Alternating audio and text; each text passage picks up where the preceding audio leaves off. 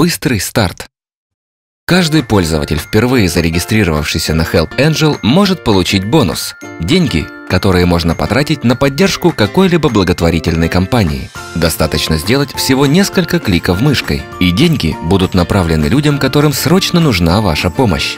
Средства, необходимые для начисления бонусов, берутся из фонда компании «Быстрый старт», организованной создателями платформы.